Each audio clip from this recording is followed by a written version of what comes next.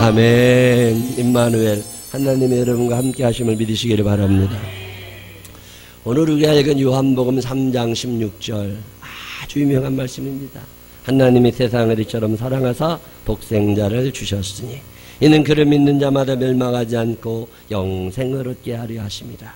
오늘의 이 말씀을 쭉 묵상하다가 혹시 이 문장 가운데 빠진 단어가 하나 있다면 그게 무엇일까? 무인가 단어 하나가 빠졌다면 무엇을 첨가해 넣을 수 있을까? 무슨 단어가 빠졌을 것 같아요? 성경을 쭉 읽다가 독생자라는 단어, 하나님이 세상을 이처럼 사랑하사 독생자를 주셨으니, 이 독생자를 주셨으니 사이에 무슨 단어 하나를 넣는다면 무슨 단어를 넣을 수 있을까? 무슨 단어? 무슨 단어? 여기 나와 있잖아요. 눈치라도 있으라고 그렇게 얘기를 해도 못 알아들어. 무슨 단어? 선물. 독생자를 뭘로 주셨으니? 선물로 주셨으니. 돈 받고 주신 거 아닙니다. 선물로 주셨음을 믿으시기를 바랍니다. 에베소서 2장 8절, 너희는 그 은혜에 의하여 믿음으로 말미암아 구원을 받았으니 이것은 너희에게서 난 것이 아니요 하나님의 선물이라. 하나님이 여러분에게 예수님을 선물로 주셨음을 믿으시기를 바랍니다. 야고보서 1장 17절에도 온갖 좋은 은사와 온전한 선물이 다 위로부터 빛들의 아버지께로부터 내려오나니 그는 변함도 없으시고 회전하는 그림자도 없으시니라. 변하지 않으시는 아버지 하나님께서 예수님을 여러분에게 선물로 보내주셔서 그 예수님 때문에 우리가 소망을 가지고 살고 구원받고 살고 천국을 생각하며 살고 예수님 가장 좋은 선물로 받아들이게 되시기를 바랍니다. 예수님께서 태어나신 도시의 이름이 어디죠? 베들레헴. 예수님이 자라신 곳의 이름이 어디죠? 나사렛. 지난주에 성경을 가만히 묵상하다가 왜 하필 베들레헴일까? 구약성경에 예언해 놓으셔서 그랬다고도 하시지만 또 무슨 의미가 있을까 생각을 하다가 베들레헴이라는 도시를 찾아봤어요. 근데 베들레헴이라는 도시가 성경에 제일 처음 나오는 게 언제냐면 창세기 35장 19절인데 라헬이 죽음에 에브랏 곧 베들레헴 길에 장사되었고, 베들레헴이 죽음의 도시로 소개가 됩니다. 근데 베들레헴이라는 도시는 그렇게 유명하고 살고 싶은 도시가 아니에요. 야곱의 아내 라헬이 여행 도중에 나그네 길에도 죽습니다. 객사하지요. 야곱이 자신의 사랑하는 아내 라헬을 묻어준 곳이 베들레헴. 그런데 구약 성경에 나오는 이 베들레헴은 죽음과 슬픔의 장소. 또 성경을 찾아보니까 그 베들레헴에는 윤리의식이 전혀 없는, 도덕적이지 않은 아주 행음하며 살던 한 여인이 그곳에 살고 있었다. 또 베들레헴 인근에 사는 사람들 사랑이 없어서 나그네들이 지나가도 물 한 모금 주지 않았다. 이런 기록들이 계속 나와요. 또 구약 성경을 쭉 찾아보니까 베들레헴에 살던 엘리멜렉이라는 사람 이야기가 나오는데 나옴이라는 아내와 살다가 흉년이 들자 고향을 버리고 모압으로 떠나갑니다. 이스라엘 사람들이 고향 버리고 가는 경우가 거의 없습니다. 근데 베들레헴에 살던 사람은 고향을 버리고 떠나가. 결정적으로 신약시대에 예수님께서 베들레헴에 태어나셨다는 이야기를 들은 헤롯이 왕의 아들, 왕이 될 사람이 태어났다는 이야기를 듣고 유아 학살령을 내려서 베들레헴 인근에 있는 사람 그 아이들을 다 죽입니다. 만약에 베들레헴에 어마어마한 영향력을 가진 사람이 살고 있었다면 이게 가능할까요? 가능하지 않았을까요? 만약에 예루살렘에 예수님이 태어나셨다고 그러면 헤롯이 예수님을 찾다 못 찾아서 예루살렘에서 태어난 모든 아이들을 다 죽일 수 있었을까? 불가능한 거죠. 베들레헴에 있는 사람들은 다 죽여도 괜찮아. 그게 베들레헴이에요. 성경 읽어보면 베들레헴이라는 동네 자체가 대단히 위대한 동네가 아니고 큰 인물이 별로 없었습니다. 다윗 왕의 고향이 베들레헴이었죠. 그런데 베들레헴의 운명이 바뀝니다. 예수님이 베들레헴에서 태어나신 그 이후로부터 예수님의 아버지 요셉이 베들레헴 사람, 호적하러 산골 나사렛에서 살다가 베들레헴으로 가서 거기서 아이를 낳았어요. 30여 년의 세월이 흘러서 예수님께서 예루살렘과 온 유대와 사마리아와 갈릴리 지역 다니시면서 사역 감당하시고 부활 승천하시고 그분을 따르던 사람들이 그분이 태어난 곳 베들레헴에 모여들기 시작해요. 그래서 지금 세계에서 제일 오래된 교회 가운데 하나가 베들레헴에 있습니다. 예수님 탄생교회. 그래서 살기 싫어서 떠나던 동네에 지금도 한 2만 명 정도가 살고 있는 도시를 이루었답니다. 베들레헴뿐이 아니에요. 나사렛이라는 동네 어떤 곳입니까? 멸시와 천대를 받던 곳이 나사렛. 나사렛이라는 동네 이름 자체가 별 볼 일 없다는 뜻이래요. 아니 동네 이름을 좀 잘 짓지. 장지동도 만만치 않아. 장지동도 만만치 않아.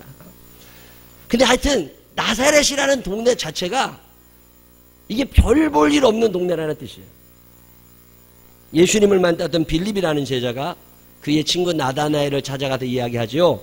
내가 어떤 선지자 한 분을 만났다. 그분이 예수다.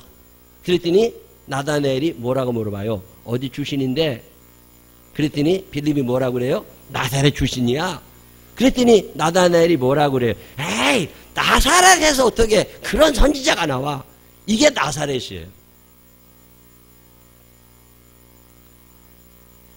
그 도시에 예수님이 움직이기를 시작하십니다. 신약 성경을 쭉 뒤져보니까 나사렛 예수라는 단어가 19번 나옵니다. 예수님이 어디서 사신 분이냐? 나사렛 예수다. 그만큼 예수님 때문에 뜬 도시가 나사렛, 예수님 때문에 뜬 도시가 베들레헴. 지금도 이스라엘 정영토에서 가장 큰 아랍인들의 도시가 나사렛. 한 7만 명이 살고 있답니다. 예수님 덕분에 관광 수입이 대단하대요. 저도 그 관광 수입에 1조를 가한 적이 있습니다. 나사렛에 가본 적이 있어요. 자동차 조립 공장, 식품 가공 공장, 직물 공장들이 나사렛에 있답니다. 이 베들레헴이나 나사렛이라고 하는 도시는 그렇게 유명할 리가 없는 도시입니다. 근데 거기에 예수님이 오시게 되자 그 도시의 운명이 바뀌게 됐고 오늘도 세계에서 예루살렘을 방문하고 베들레헴과 나사렛 다 방문하고 다닙니다. 여러분은 어떤 사람쯤 되는 것 같아요? 도시로 말하면 여러분은 어디쯤 되실 것 같아요? 예루살렘 사람, 베들레헴 사람, 나사렛 사람. 제가 생각해 볼 때 예루살렘 사람 별로 없습니다. 예루살렘에는 적어도 왕족이래야 돼. 돈이 많아야 돼. 귀족이래야 돼요. 정치적으로 힘께나 써야 돼요. 그런 사람들이 살던 데가 예루살렘. 이 예루살렘에 들어가지 못하고 한 8km 정도 떨어져 사는 사람들 베들레헴. 거기도 못 들어가서 저 북쪽 산골짜기 사는 사람 나사렛. 성탄절이 무슨 날인 줄 아세요? 예수님이 이 땅에 태어나신 날입니다. 하나님의 아들이 베들레헴에, 하나님의 아들이 나사렛에 오신 거죠.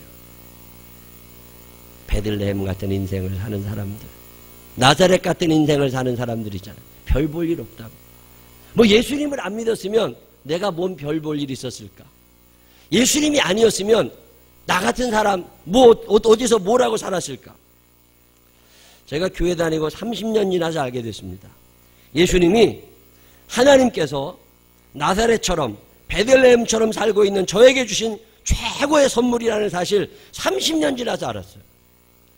여기 앉아 계신 분들 중에 아직도 예수님이 어떤 분이신지 모르는 분이 있습니다.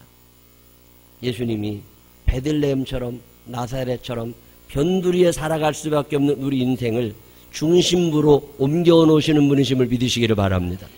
절망 가운데 살아갈 수밖에 없는 사람들, 늘 그 모양 그 꼴로 살아갈 수밖에 없는 우리들에게 다가오셔서 아니야, 너 나랑 같이 가면 할 수 있어. 그리고 예수님 내 안에 오셔서 주 예수 내 맘에 들어와 계신 후 변하여 새 사람 되고 베들레헴에 예수님이 들어가시자 베들레헴의 운명이 바뀌고, 나사렛에 예수님이 들어가시자 나사렛의 운명이 바뀐 것처럼 여러분에게 예수 그리스도께서 임하여 주시면 여러분의 운명이 변화될 것을 믿으시기를 바랍니다. 절망하며 살던 사람들에게 예수 그리스도의 영이 충만히 임하면 소망의 사람이 되는 거잖아요. 미움과 질투가 가득 찼던 사람들, 그 마음 가운데 예수의 영이 착 들어오게 되면 사랑의 사람이 되는 거잖아요. 오늘 우리가 살고 있는 시대는 예루살렘처럼 중심지가 아닙니다.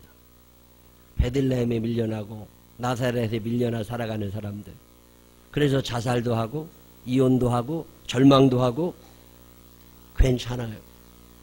예수님이 오늘 여러분에게 임하기를 원하십니다. 하나님이 여러분 구원하시려고 그 하늘의 아들 예수 그리스도를 여러분에게 보내주신 날이잖아요.